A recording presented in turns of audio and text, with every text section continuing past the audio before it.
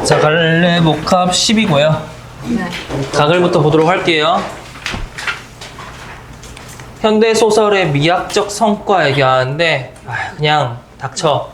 뭐가 키워드야? 신빙성 없는 서술자를 통한 서술. 그러니까 서술자에 대한 얘기하고 있어요. 네. 근데 그 서술자가 기본적으로 서술자가 서술해 주는데 그 서술자가 뭐가 없다? 신빙성이 없다. 고전 소설의 서술자는 현대 소설의 미학적 성과였어요. 그쵸? 대조되겠지? 대부분 인물의 마음을 훤히 알고 있고 사건의 미래도 예견할 수 있는 전지적 능력. 그러니까 고전 소설은 대부분 전지적 작가 시점을 취하고 있는 그런 서술자인데 그렇기 때문에 독자는 서술자의 말하기를 전적으로 신뢰해. 인물의 내면과 사건의 의미를 파악할 수 있다. 반면 독자가 그렇게 전적으로 신뢰할 수 있었던 이유가 전지적 작가 시점이기 때문에 반면 나왔으니까 현대소설은 그런 전지적 작가 시점보다는 다른 시점을 취하는 경우가 많다가 나오겠고 그에 따라서 신빙성이 없다고 나오겠죠. 서술자의 전지적 능력이 제한된 작품이 다수 등장, 신빙성 없는 서술자를 내세워서 이야기를 풀어가는 작품, 독특한 미학적 효과를 낳는다 이렇게 나와 있어요. 이거 알아요? 네. 사랑방 송님과 어머니? 네. 김유정의 동백꽃, 알죠, 알죠. 치숙, 내 그물로 오는 가시고기. 근데 이게 나글로 제시되어 있고요. 조세희의 내 그물로 오는 가시고기가 다 작품으로 구성되어 있어요. 해당 갈래복합식 같은 경우는. 그럼 적어도 이 동백꽃이라고 하는 작품과 내 그물로 오는 가시고기라고 하는 작품은 기본적으로 어떤 서술자? 신빙성이 없는 서술자라는 거지. 이러한 신빙성 없는 서술자는 작가의 인식이나 가치관을 대변하지 않거나 또는 이에 따라 행동하지 않는 서술자를 의미하는 것인데 정의, 부적절한 가치관을 지닌 서술자, 미성년의 순진한 서술자가 대표적이다. 그리고 이러한 미성년의 순진한 서술자가 설정된 경우가 굉장히 많아요. 찬이야, 옆에 뭐 봐? 이거 책 아니라 그걸로 보고 있어, PDF? 그래서 이러한 미성년의 순진한 서술자가 대표적으로 많이 쓰이는데 신빙성 없는 서술자로서 전자 부적절한 가치관을 지닌 서술자는 그의 그 서술자의 편견이나 잘못된 가치 판단으로 인해서 인물의 처지 공감 못하거나 사건의 의미 왜곡해서 이해한다 이렇게 나와 있고요. 후자 반면 후자는 미성년의 순진한 서술자이기 때문에 순박하거나 세상물정이 어두워서 인물의 행동에 상의 의도를 오해하거나 사건의 의미를 적절히 해하지 못한다라고 해서 너희 아마 이제 히어로 풀다 보면 좀 최근 기출 중에서 그 아이가 서술자인 작품들 좀 보게 될 거예요. 내 기억에도 그게 수특 연기로서 그렇게 나왔던 작품이 있는데 여기가 무슨 구지? 원미구. 원미구. 원미동 시인인가? 그런 작품이 있어요. 뭐 그런 작품이 있는데 어쨌든 이렇게 신빙성 없는 서술자에 대해서 얘기를 했고 이렇게 유형이 나뉘어지네요. 네. 전지적 서술자와는 다른 독특한 효과를 발휘하는데 아무래도 다르겠죠. 서술자가 다르니까. 무지, 성격, 가치관으로 인해서 인물과 사건에 대한 이해가 부족, 평가가 부당할 수 있다는 점에서 독자는 그의 말하기를 전적으로 신뢰하기 어렵다. 이런 점에서 그의 말하기, 서술자의 이야기를 전적으로 신뢰하기 어렵다. 따라서 그러므로 독자는 그러면 분명히 서술자가 그렇게 얘기해 주는 것에 대해서 우리가 독자가 신뢰하기 어렵대. 그러면 그게 다른 의미가 있을 수도 있겠다라는 식으로 우리가 뭐 보다 더 적극적으로 능동적으로 그 사건에 대해서 다른 식으로 해석하고 이해할 필요가 있겠죠. 그렇죠?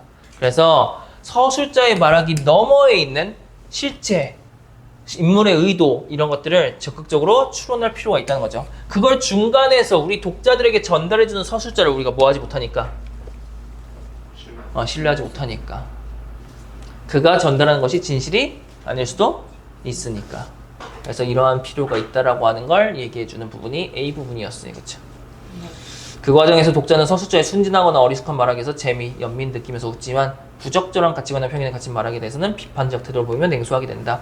이거 순진하거나 어리숙한 말하기 어떤 미성년의 순진한 서술자일 때는 이런 것들을 독자가 느낄 수 있다. 상반적으로, 대조적으로 부적절한 가치관이나 편견에 갇힌 말하기 역시 신뢰하기 어려운 서술자였는데 신빙성 없는 서술자 이에 대해서 우리 독자들이 어떤 태도를 가진다? 비판적 태도를 가진다. 특히 왜곡된 이런 가치관 때문에 사건을 이렇게 서술하고 있네 라는 식으로 비판, 냉소 라고 하는 걸 독자가 가질 수 있게 되겠죠. 네. 자, 나 작품 이거 익숙한데 방금 2교시에도 해가지고 중딩 애들한테 하느라고. 오늘도 또 우리 수탉이 막 쪼이었다. 뭐 제시? 우리.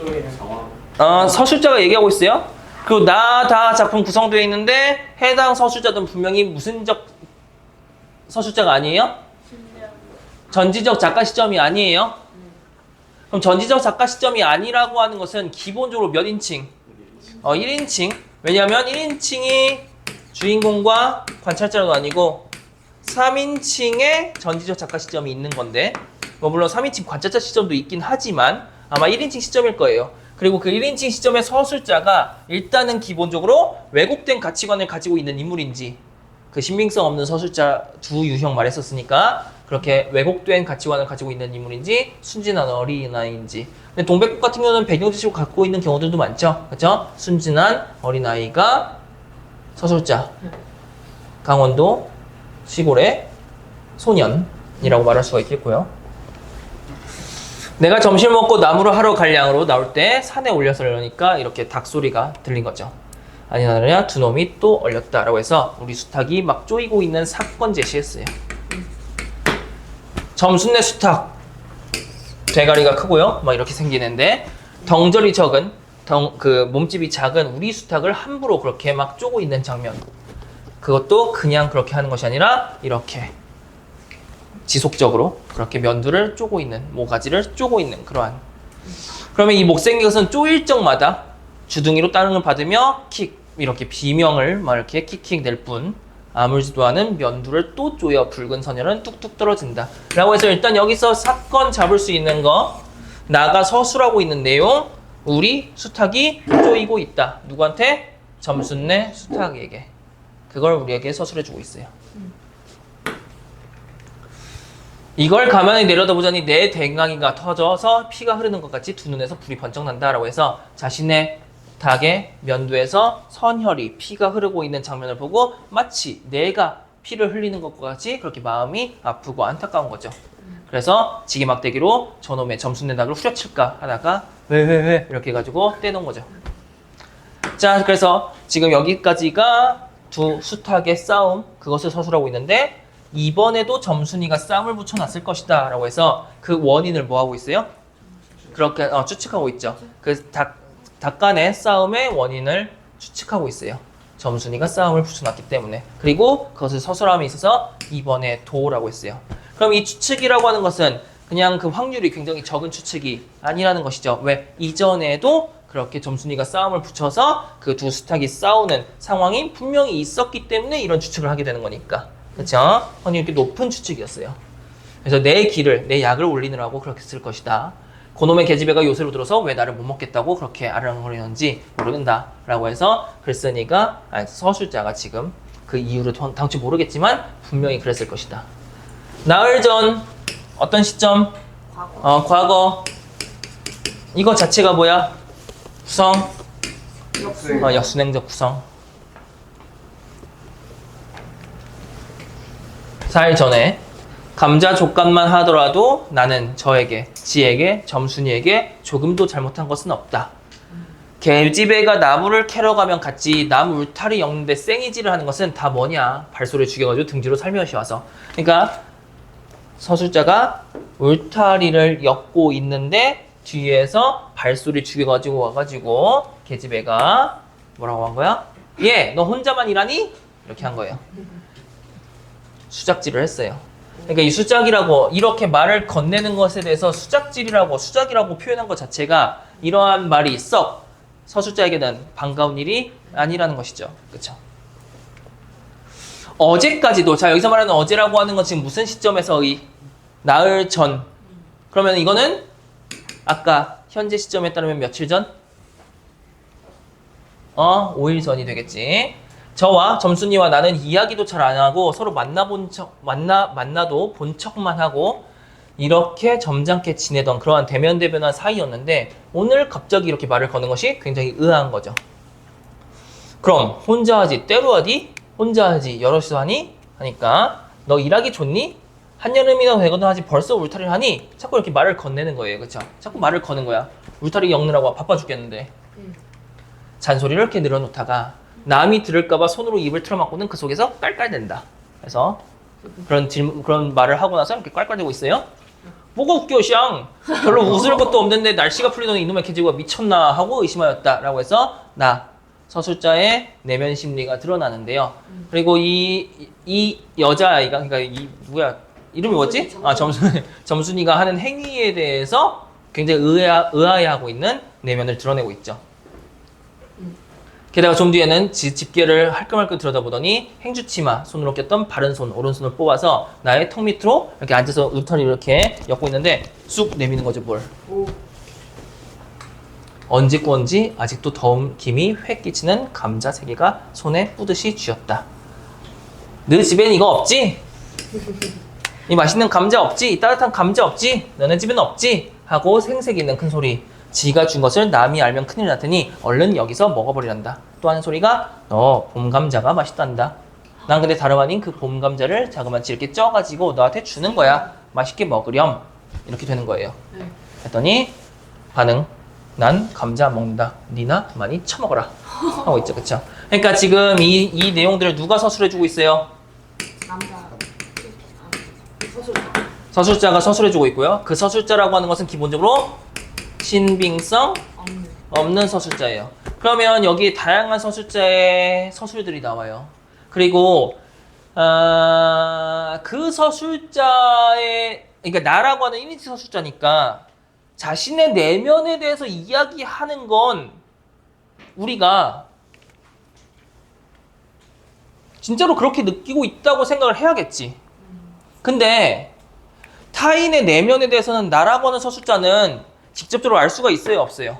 없죠. 그러면은 나라는 서술자가 타인의 내면에 대해서는 뭐 표정 묘사를 한다든가 또는 추측을 한다든가 이런 내용이 나올 텐데 그게 신빙성이 있는 이야기가 아니니까 우리가 적극적으로, 독자가 적극적으로 왜 저런 행동을 했을까? 왜 저런 말을 했을까라고 하는 것을 다르게, 그 서술자가 서술하는 내용과는 좀 다르게 해석할 필요가 있다라고 하는 걸 가에서 얘기했던 거예요.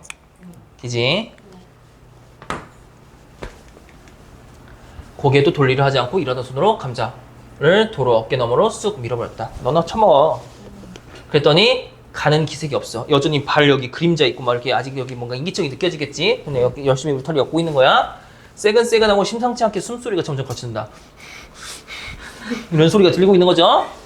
이건 또 뭐야 하고 보니까 깜짝 놀랐어요. 얼굴이 이렇게 홍당무처럼 붉어진 거죠. 새빨개진 거지. 굉장히 민망해하고 있어요. 그 감자 그렇게 호의를 베풀었는데 그 호의를 거절당한 것에 대해서 굉장히 큰 서운함, 당혹감 뭐 이런 것들이 든 모습을 표정 묘사를 통해서 제시를 하고 있죠.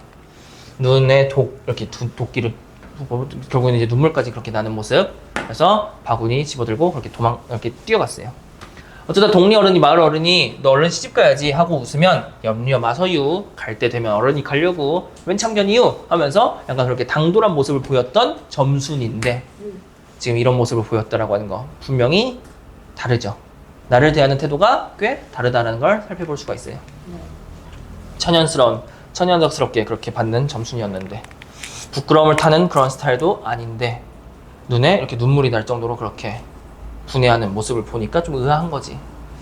얘가 차라리 진짜 분하면 나의 등어리를 바구니로 그렇게 치고 그렇게 도망갈 만한 애인데 그러지 않고 그 뒤로 나를 보면 잡아먹으려고 그렇게 계속 괴롭히고 그랬다는 거죠.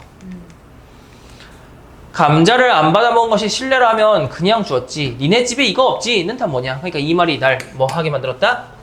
긁히게 만들었다는 거죠. 그쵸? 지네는 마름이고 마름이 뭐예요? 지주. 우리는 그 손에서 배제를 얻어 땅을 붙임으로 뭐? 소작인 일상굽실거려요.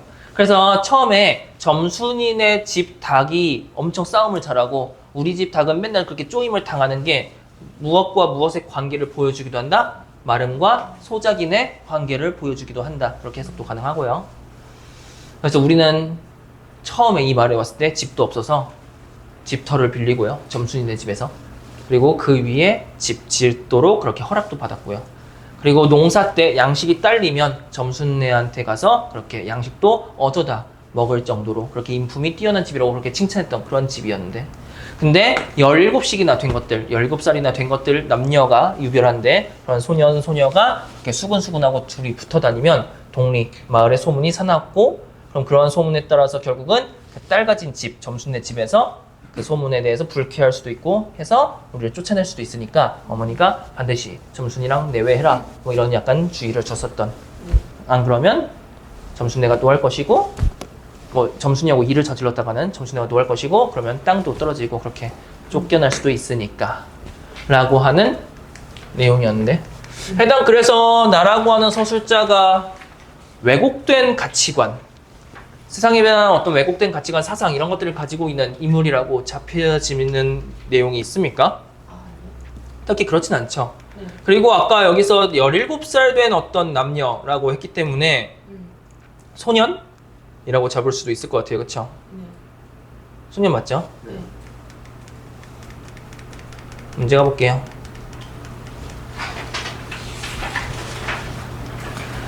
나의 나, 순박한 성격, 성인의 속내를 간파하지 못하는 서술자. 나가 성인의 속내를 간파하지 못한다, 뭐 이런 내용들 구체적으로 잡지 못했다고 하더라도 순박한 성격으로 설정이 되어 있고, 그에 따라서 성인의 속내라고 하는 걸, 그러면 순박한 성격, 어린아이기 때문에, 그러니까 다소 미성년의 그런 서술자, 신빙성이 없는 서술자이기 때문에 성인의 속내를 간파하지 못한다고 보는 게 좋겠죠. 그렇죠? 그래서 나의 나 같은 경우는 맞다고 말할 수 있을 것 같아요. 그래서 이렇게 가볼게요. 이렇게. 나의 나는 잘못된 가치로 인해 사건의 의미를 왜곡하여 평가하는, 그렇게 잡을 수는 없죠. 나의 나는 서술자를 전적으로 신뢰하기는 어렵다는 점에서 고전소설의 전통, 아니 고전소설은 전지전착한 시점이었으니까. 나의 나는 신빙성 없는 서술자. 전자는 부적절한 가치관을 지닌 서술자. 나의 나? 아니죠. 그쵸? 미성년의 순진한 서술자라고 잡는 게 좋겠고, 나의 나가 서술하는 말에 대해 독자는 재미나 연민을 느끼며 웃게 되고, 이건 어때요? 미성년 그거니까 맞다고 말할 수가 있겠죠. 근데 각을 해서 서술자, 신빙성 없는 서술자에 대해서 미성년과 왜곡인 그렇게 두 가지를 얘기했는데 둘 다 미성년이겠어요? 둘 중에 하나는 그거 아니겠어? 1번 그래서 답이 아니죠. 약간 야매네요.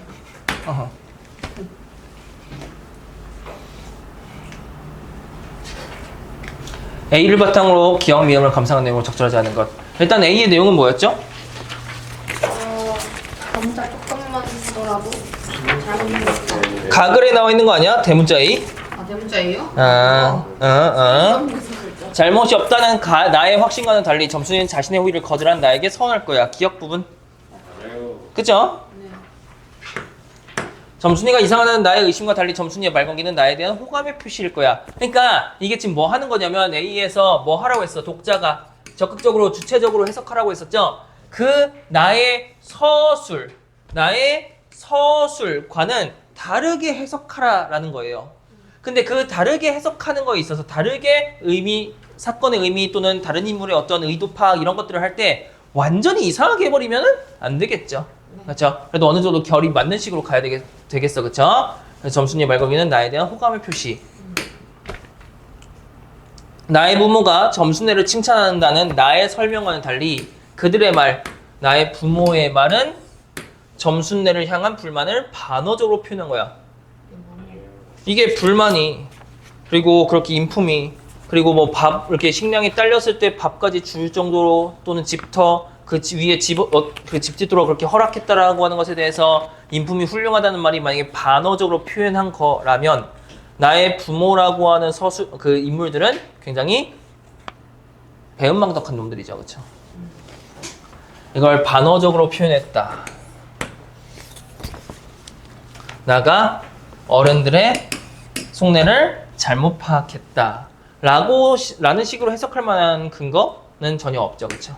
그렇게 볼만한 여지는 전혀 없다고 말할 수 있을 것 같아요.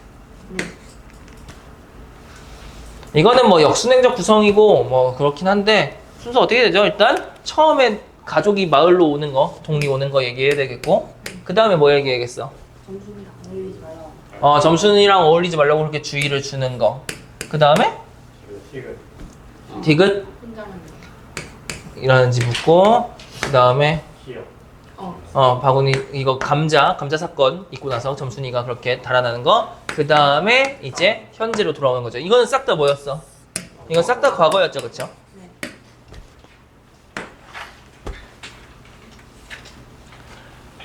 독일 바탕으로 나를 감상한 내용인데요. 그러니까 지주 마름과 소작인 그 관계 그리고 뭐 사회 구조적 차별과 모순 뭐 이런 것들을 얘기하는 것인데. 3번이죠. 그러니까 동네 어른의 말을 무시하는 점순이의 행동에서 소작농과의 관계에서 위에 있는 마름의 위상을 확인할 수 있다라고 했는데, 그럼 동네 어른이 일단 어떤 신분인지가 명확해져야 돼. 소작. 소작인인지가 명확해져야 돼요, 그렇죠? 그리고 동네 어른의 그러한 말, 점순이와의 대화는 해당 작품에서 뭘 전달하기 위해서 구성된 내용이었어? 점순이의 성격, 천연덕스러운 성격, 그걸 제시하기 위한 거였어. 점순이가 평소와는 자신이 나라고 하는 서술자가 알고 있는 그러한 성격과는 다른 반응을 보인 것에 대한 의아함을 드러내는 소재, 드러내는 요소로서 쓰였던 거라고. 그쵸? 평소에는 굉장히 당돌하고 그렇게 천연덕스러웠던 앤데 나의 그 감자 거절에 저런 반응을 보이는 것이 의아하다라고 하는 걸 제시하기 위한 거였어요. 그쵸? 네. 다작품 호다닥 하고 끝냅시다, 오늘. 이 작품은 올해 기출될 가능성이 있다고 보는 편입니다. 오. 조세희 작가님 글이고요. 조세희 작가님 소설 알고 있는 거 있죠? 난쏘공. 오. 네, 조세희 작가님이 재작년인가 돌아가셨죠? 가볼게요. 아버지가 바쁜 사람이라는 것, 그리고 아버지에게는 그런 것 말고도 계획하고 결정하고 지시하고 확인할 게 수도 없이 많다는 것을 작은 악당은 몰랐다. 자, 일단 뭐 얘기하고 있어? 서술자가 아버지에 대해서 이야기를 했고요.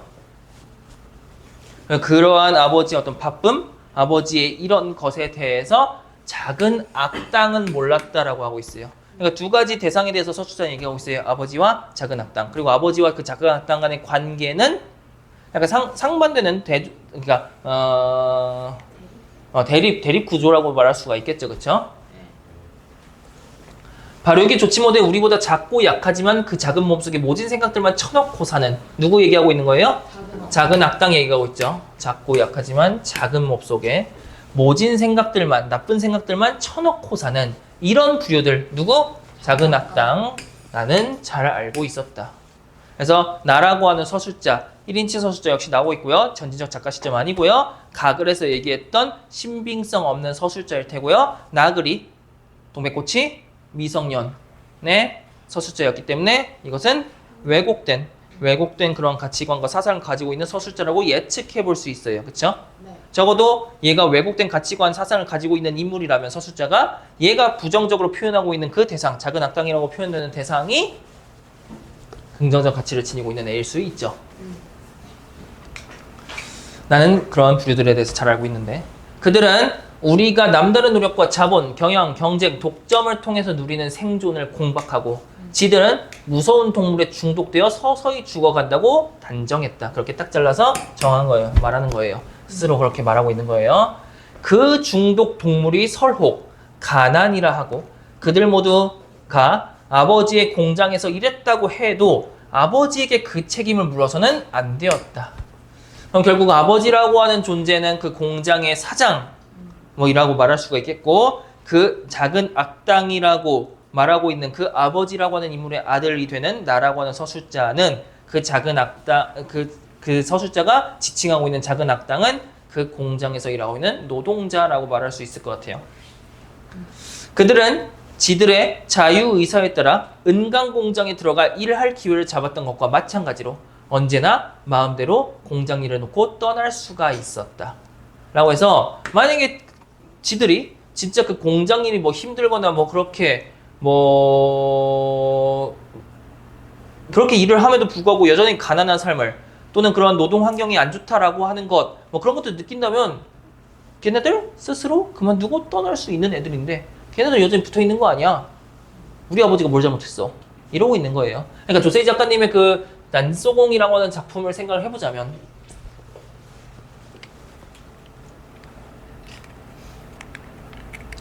노동 1970년대 그쵸? 산업화 경제와 뭐 도시화 이런 상황에서 여러 가지로 어떤 탄압받았던 여러 가지로 그렇게 억압받았던 노동자들의 어떤 삶, 노동 환경 뭐 이런 것들에 대해서 주로 이제 다루고 있는 작품이 많이 등장을 하죠. 조세희 작가님의 그런 작품에는. 네. 공장 일을 하면서 아니 니도 공장 일하면서 생활도 나아졌고 그런데도 찡그린 얼굴을 펴본 적이 없어. 맨날 왜 이렇게 찡그리고 있어? 뭐가 그렇게 불만이야? 머릿속에는 소위 의미 있는 세계, 모든 사람이 함께 웃는 불가능한 이상사회가 들어가 있었다. 걔네들 머릿속에는 다 저런 현실에 있을 수 없는 그러한 이상사회가 들어있어. 누구는 힘들면 누구는 기쁜 거고 그런 게 당연한 거야. 그래서 늘 욕망을 억누르고 비판적이며 향락과 행복을 거부하는 그러한 입장을 늘 걔네들은 취하고 있었다. 이상의 현실을 되어보는 이런 종류의 엄숙주의자들, 그들을 지칭하는 것인데 생각만 해도 아주 넌더리가 나고 지겹다. 그 중에 하나가 이제 살인까지 했는데 변호인은 그를 살려내기 위해 그와 같은 종류의 인간을 증인으로 불러냈다. 한지섭이었다. 지섭이 난소공에도 나와요? 첫째 아니에요. 첫째는 영수예요. 그 난쟁이 아버지에게 뭐 무슨 달로 가는 이야기 그 책을 선물해줬던 대학생이었어요. 그래서 그 철거민들 왔을 때 이 집이 어떤 집인지 알고 니들이 함부로 철거해 하다가 아버지 맞고 피나죠. 코피 나죠. 아무튼 지섭이. 그래서 이게 그 연작소설, 난소공이 연작소설인데 다 등장인물의 이름이 똑같고 그리고 그 어떤 난쟁이 가족이라고 하는 것이 꼭 등장을 하고요. 동일하게. 근데 물론 다 다른 인물이에요. 다른 사건, 다른 작품들이에요. 아무튼 그가 증언대로 올라가 양심에 따라서 숨김과 보탬이 없이 사실 그대로 말하고 거짓이 있으면 위증의 벌을 받기로 그렇게 맹세하는 거죠. 재판장에 가서 나는 그가 조금 큰 악당이라는 것을 직감으로 알았다. 그냥 보통의 작은 악당들과는 좀 다른 애예요. 남쪽 공장에서 올라왔다는 그는 손가락이 8개밖에 안 되었다. 다 뭐 하느라고 잘렸겠어? 없어졌겠어? 일하느라고 기계에 눌리거나 잘리거나 했다는 거죠. 아버지의 공장에서 아마 2개 잃었을 것이다. 콧등도 다쳐 납작하게 내려앉았고 눈 밑에도 상처. 그의 말 듣지 않기로 했다. 저런 새끼들이 말하는 거 다 똑같지 뭐. 듣지 않기로 한 거야. 증인으로 나온 사람에게 손가락 8개밖에 없다는 것 자체가 기분이 나쁘다. 이것만 보더라도 이 새끼는 이 서술자는 어떠한 가치관을 갖고 있어? 왜곡된 가치관을 갖고 있죠. 네. 이런 2개가 사물에 대한 그의 이해에 끼쳤을 때 뭐 나는 생각했는데 객관적인 눈까지 잃었어요. 오로지 그들만을 위한 어떤 주관적인 그런 시선만을 갖는다 뭐 이런 것들이 이러려나? 눈 감았어요. 그래서 이런 막 아름다운 막 호수 막 보트 타고 막 뭐 이렇게 잔디 위에서 보트 타고 막 이런 것들 막 이런 것들 생각해요. 막 아름답고 생각하고 막 독서 막 이런 거 생각하고. 아버지는 아들이 이런 책, 뭐 미래공학, 경제사 뭐 이런 책들 읽는 거 좋아했어요. 뒤에 것은 경제사 이미 상당 부분 읽었는데 월터 스콧이 인용된 곳을 읽다가 나는 웃었다. 어떤 웃음일까? 가난한 노동자들을 혹사시키는 공장지대를 돌아보고 이 나라는 언제 폭발할지 모를 폭발물로 꽉 차 있다고 개탄했다. 이 사람이 쓴 내용이죠. 이것에 대해서 그러면 나는 웃었다. 어떤 웃음일까요? 비웃음이지. 조소지. 이런 허풍쟁이 도학자는 그 시대에도 있었던 모양이다. 지금도 있는 것. 지금도 그러한 공장지대를 보면서 또는 공장지대의 어떤 열악한 노동 환경에 대해서 이 가난한 노동자들을 혹사시키는 환경인 것이고 이게 언제 폭발할지 모른다라고 하는 어떤 그런 공론화가 이루어진 상황 그런 것에 대해서 나라고 하는 글쓴이는 웃기네 라고 하는 그런 반응을 보이는 인물이라는 걸 생각을 해볼 수가 있어요. 그의 말을 전해들은 공장주들은 어떤 표정을 지었을까? 그래서 미친 짓거리로 보였을 것이다. 보였을 뿐이다. 근데 결국 궁금증 때문에 나는 졌어요. 법정에 앉아있는 한두 사람의 말을 듣지 않을 수 없어서 그래서 결국은 어떤 말들을 떠드나 한번 들어보기는 하자라고 한 거지. 자기가 보기에 그것은 강요된 행위였다고 지섭이 말했어요. 그 증인으로 나온 지섭이가. 변호인은 그 말을 기다렸다는 듯이 누가 강요했겠느냐라고 묻고 구체적으로 말해달라고 부탁을 했는데 지섭은 저항할 수 없는 폭력, 자기 또는 친족의 생명, 신체에 대한 위해를 방어할 방법이 없는 협박에 의하여 강요된 행위의 증거로 3남매가 은강 공장에 나가 일해 버는 돈으로 살아가는 난쟁이 일가의 비문화적인 생활, 난쟁이의 부인이 써온 낡은 가계부를 들었다. 결국은 그 증인. 지금 무슨 사건에 대한 재판의 증인이 된 거죠? 살인 사건인 것 같아요, 그렇죠? 근데 그 살인 사건이라고 하는 것이 결국 이 억압과 이 현실의 어려움을 겪는 노동자가 이러한 강요된 행위를 하게 된 것이고 그에 따라서 지금 재판장에 서게 된 것인데 그를 변호하고자 증인으로서 지섭이가 이런 얘기를 하고 있는 거지. 그래서 그 강요된 행위 증거로 3남매가 어떻게 이렇게 살았는지 뭐 이런 낡은 가계부 이런 거 들은 것이 바로 이 3남매 중에 한 명이 그렇게 살인을 저지르지 않았을까라는 생각이 들어요. 그래서 뭔 말 같지도 않은 소리 하면서 화가 나서 잘 들을 수 없었고 뭐 콩나물값부터 시작해가지고 약값까지 그렇게 읽어내었는데 근로자의 최저 이론 생계비, 생산 공헌에 못 미치는 임금, 노동력세 생산이 어렵다는 생활 상태 이런 것들 막 얘기를 한 거죠.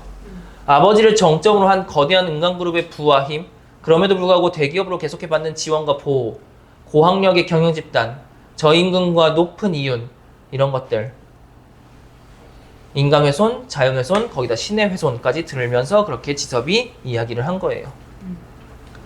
그러니까 아버지에 대한 난쟁이 큰아들의 말은 슬픈 일이지만 정말 옳은 것이고 그가 아버지를 어떻게 할 마음을 가졌던 것은 아버지가 쓴 억압의 중심지에 바로 그가 있었기 때문에 어쩔 수 없는 것이라고 하였다라고 했네. 그러면 결국은 아버지를 난쟁이의 큰아들, 난쟁이 가족의 큰아들이 살인을 한 것이 아닐까라는 생각이 드네. 그래서 변호인이 억압이 무슨 말이냐라고 했더니 아버지가 산하 회사 공장 종업원들에게 쓰는 억압, 생존비, 생활비 그것은 모든 사람들이 제일 무서워할 수밖에 없는 경제적인 핍박을 의미한다고 지섭이 말한 거죠. 그래서 이 지섭이 같은 그 노동자를 변호하기 위해서 증인으로 나왔던 것이고 그 증인의 증언 같은 경우는 그 이러한 경제적 억압 그리고 이 경제적 억압이라고 하는 것이 단순히 억압을 넘어서 삶의 생존 자체를 위협하는 것으로 인해서 나타나게 된 결과라고 지금 이야기를 하고 있어요. 그래서 이러한 억압을 무서워하지 않는 사람은 있을 수 없다. 그 억압은 그러니까 그들에게 그 노동자들에게 있어서 가난한 삶을 살아가고 있는 그 노동자들에게 있어서 그 억압이라고 하는 것은 그 무엇보다 큰 것이다 라고 하는 걸 얘기하고 있는 거죠. 그래서 자기의 저항권 행사를 생각해보지 않은 사람이 있다면 바보거나 생존을 포기한 자. 그래서 그러한 생존을 포기할 수 없기 때문에 그러한 저항권을 행사하게 된 것이다 라고 하는 걸 얘기하는 거죠. 들을수록 화가 나는 말뿐이었어. 나의 입장에서 지섭의 말을 듣다 보면 이 세상 최고의 악당은 반대로 우리였다. 우리 경영자들, 이 공장주들. 우리가 인간의 존엄과 가치를 파괴해버렸고 법 밖에 평등한 사람들을 사회적 친문에서 차별하는 그러한 사회적 특수계급, 돈 있는 자들, 돈이 없는 자들과 그렇게 구분되는 많은 사람들에게서 인간적으로 생활할 권리를 빼앗았다. 나는 앉아서 화를 눌렀다. 우리를 나쁜 놈으로 만들고 있으니까 화가 난 것이고 그 화를 억누른 거죠.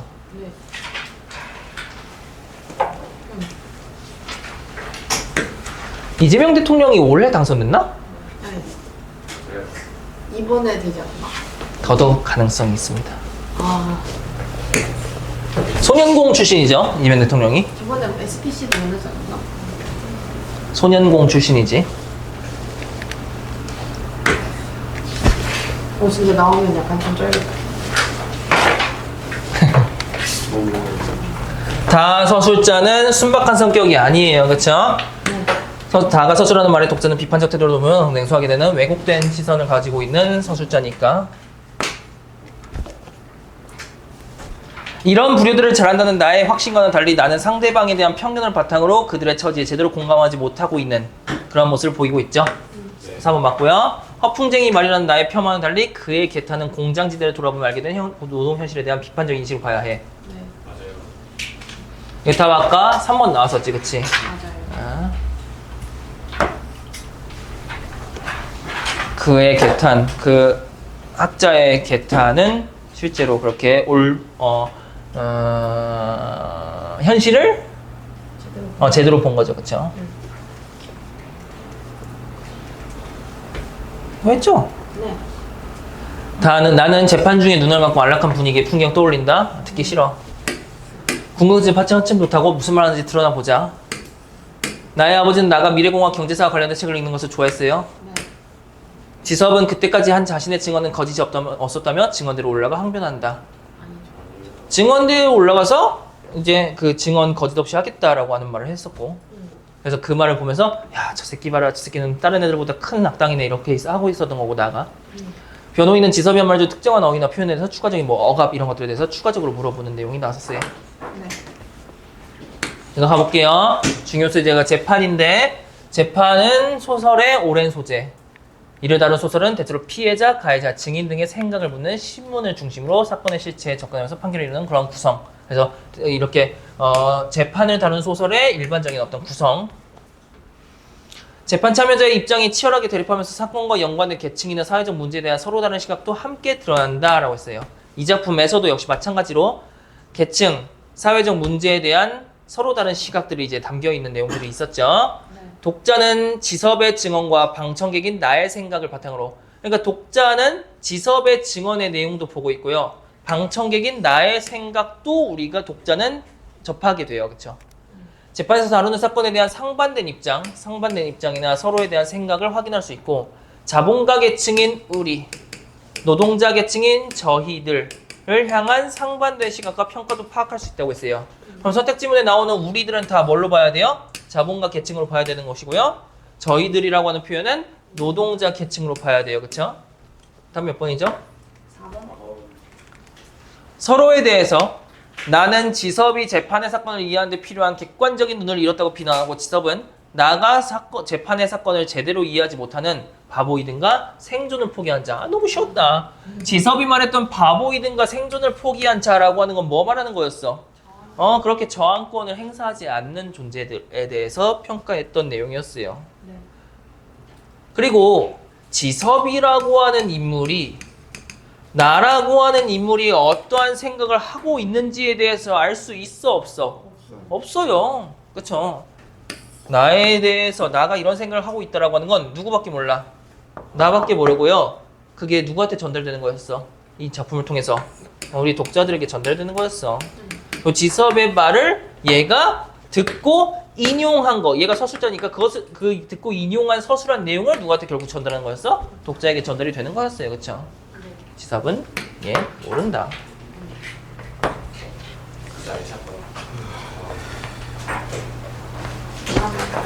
이런 거 재밌어. 이 작품은 상당히 가능성이 있습니다. 또 진짜 나오면 또 이걸로 한 리뷰산 10개 뽑아야지. 오늘 몇 월 며칠이죠? 8월 26일. 25년 8월 26일 예언했습니다. 그쵸? 여기까지 할게요. 다음 시간에 이거 먹어. 다음 시간에 그 갈래보컬 11이랑 실전학습 1회 풀어오세요.